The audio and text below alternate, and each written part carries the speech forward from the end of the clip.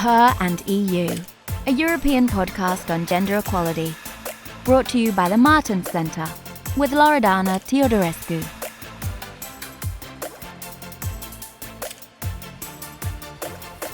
Hello, everybody, and welcome to this new episode of Her and EU, a podcast on gender equality and women's role in the society.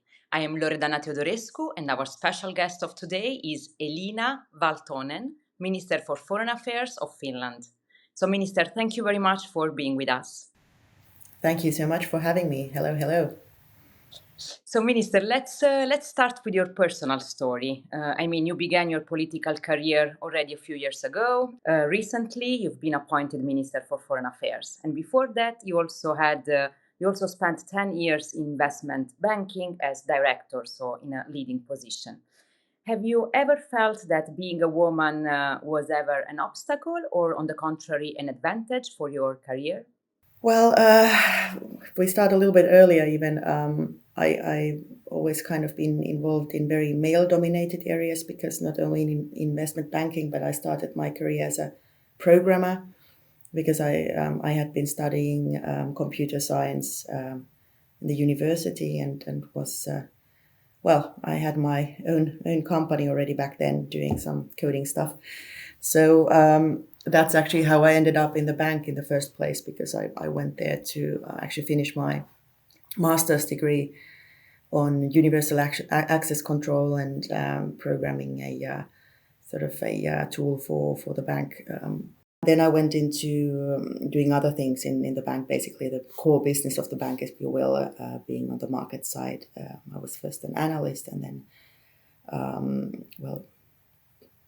advanced fairly quickly as well, and changed also not only my location but also my employer, but became director at a fairly young age.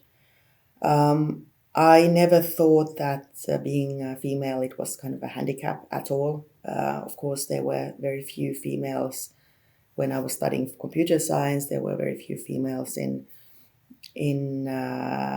coding. There were very few females in investment banking, and also thereafter when I decided to quit that and start with politics. But there was a phase when I had participated in the elections, but I wasn't yet in parliament. I came in 2014, so 9 years ago. But there was a phase I started investing in Finnish technology startups. Also there, it was quite rare to be a woman. But in politics, that's actually more or less my only employment in my career where the share of women has been much, much higher. But then again, I must say that through politics, it's easier to see that how women and men are kind of seen differently.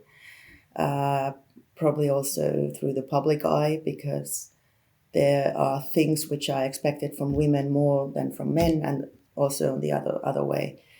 So it has very much opened my eyes on many things. Thank you. And as you touched upon that, Finland has a long history of women's political participation, as you said. And how does the new Finnish government look like from this point of view? We actually have a majority of women in government as ministers. Of course, the prime minister now is a male.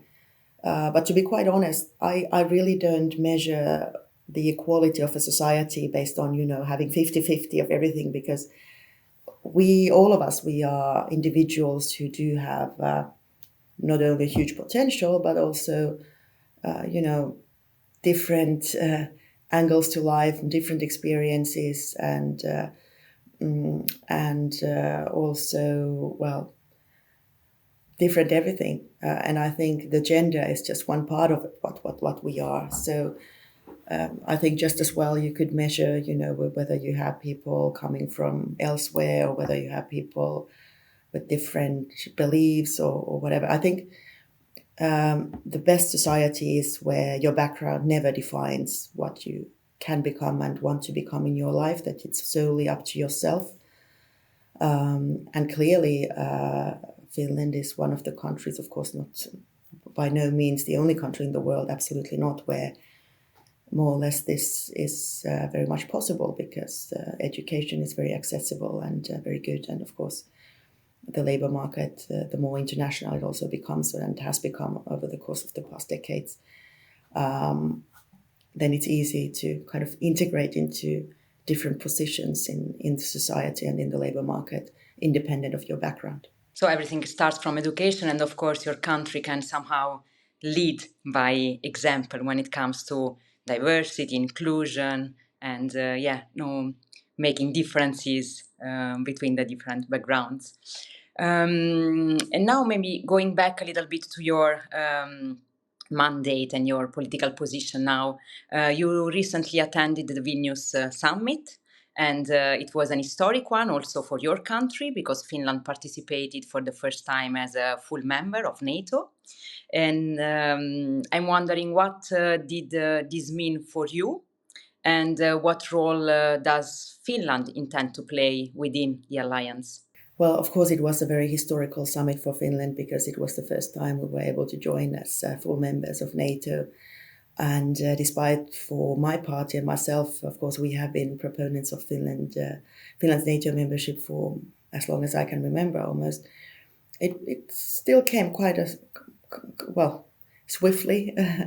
So when the majority of the Finns basically decided overnight that now it's the time to join NATO, and then we had our internal process together with Sweden, doing all the preparations and then sending in the application. And of course, then, 28 out of the then 30 member states accepted our application pretty quickly. But with two countries, it took a little bit longer. And now, unfortunately, Sweden is still waiting. But yeah, it's been a very exciting time and process, even though it has to be said that against the background that we have this horrendous war waging in Europe, where Russia has illegally invaded Ukraine. Of course, that always says us and also gives this kind of a grey tone, if not a black tone, to this entire time we live in. But for Finland, absolutely a fantastic achievement, and it was very good to join the summit as members. Indeed, congratulations. You. As you mentioned, of course, Russia's invasion of Ukraine changed everything, our perceptions, our environment. And I'm wondering, how has Finland's perception of security changed after that?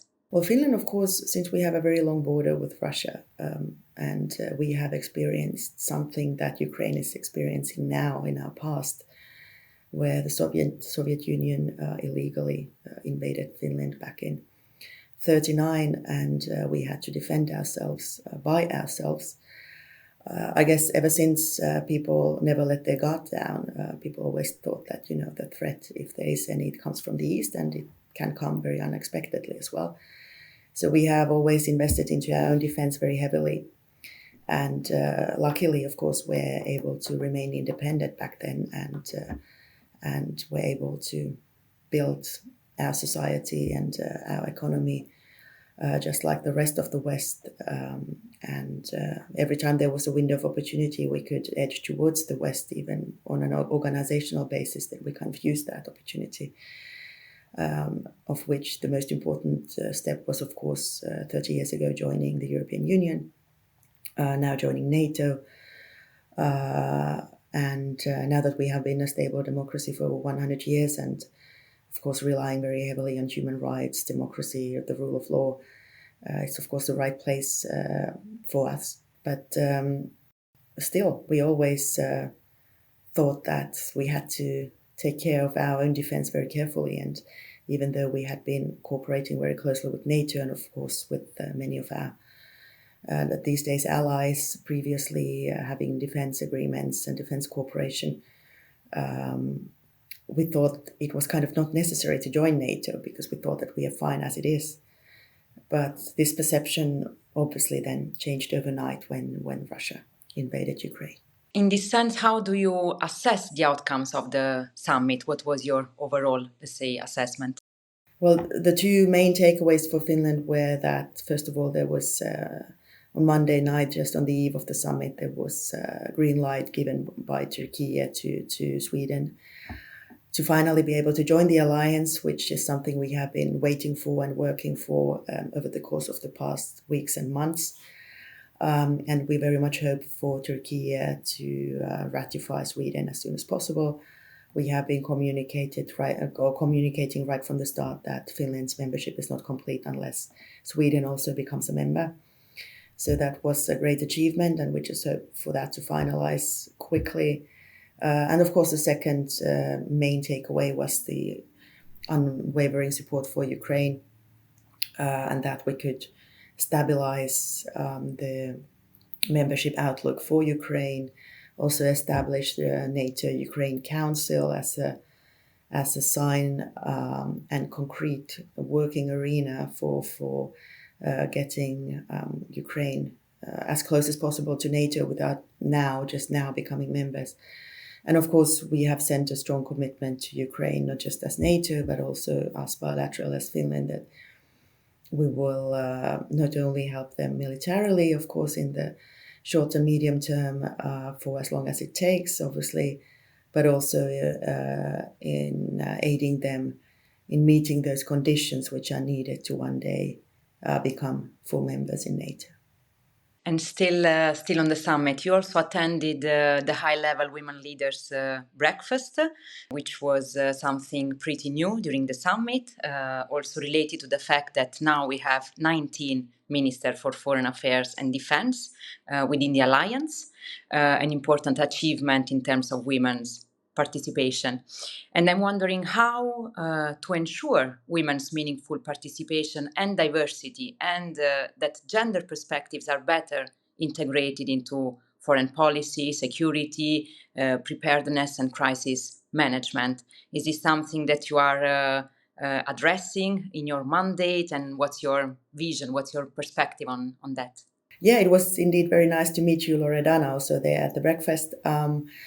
Well, I think just like I said previously, I guess sort of the society I have been working for in my entire political life is the one which makes room for diversity and for the individual dreams that all of us have, independent of our backgrounds and beliefs and everything. So I guess what comes to women participation, the main thing is that we also, through our own example, keep on encouraging young children, women choosing their own path and exploring also such areas which perhaps don't seem the most natural ones right at the beginning.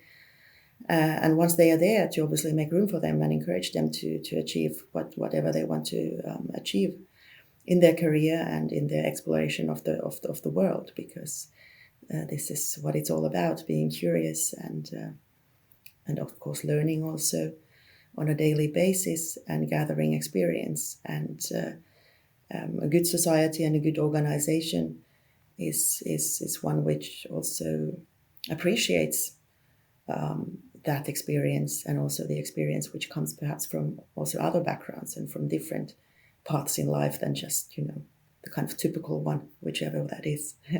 Of course, which is also the richness, I would say. So getting different perspectives and different views, and maybe, let's say, still related to that, what are the priorities of your mandate? I mean, you just started your position 1 month ago as minister. So what are the priorities of your work?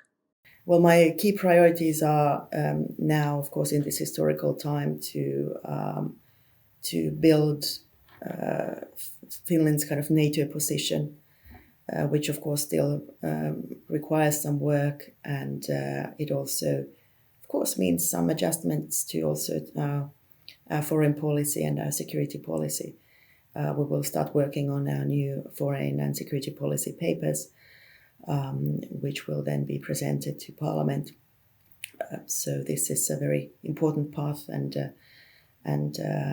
also something I'm very proud on, that we also already in the government program could kind of underline and make room for for that development, which is a very historical one.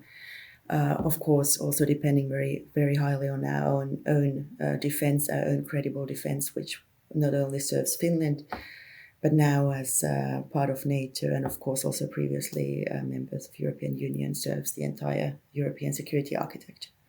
So that's for one. Second thing is, of course, that our aid to Ukraine has to be secured on all levels. And since it requires a lot of funding as well, we will have to make sure that we will have the public means to do that also, not just increasingly now, but also in the future for as long as it takes. So that's also very much in the mandate. And then thirdly, I guess, is what I'm personally also very interested in is developing and intensifying Euro-Atlantic ties, that we work into a direction in Europe and in all the organizations in NATO and European Union where we don't fall back into kind of protectionist thinking, or that Europe first or my country first, but we really consider the Euro-Atlantic family, and also on a wider basis, as we saw also in the Vilnius summit. We need to take our partners also, for instance, in the Indo-Pacific with us, all those countries, all those people who share the same values and the same vision for the future. There's so much more we can do. And obviously these values are increasingly challenged, not just by Russia, but by different authoritarian forces around the world, how we can become even stronger.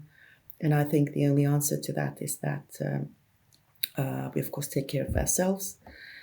We make room for all individuals in our societies.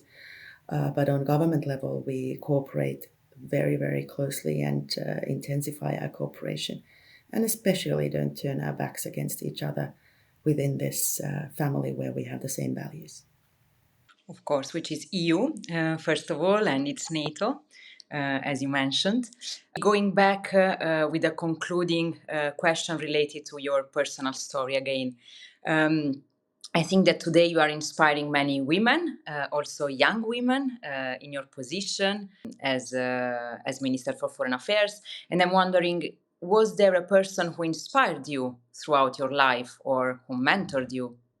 Wow, I think who has inspired me is my mother and my grandmother, both not just women who have had their own careers, but they have always had a very warm heart and time and space and sort of, how would I say, room for us children.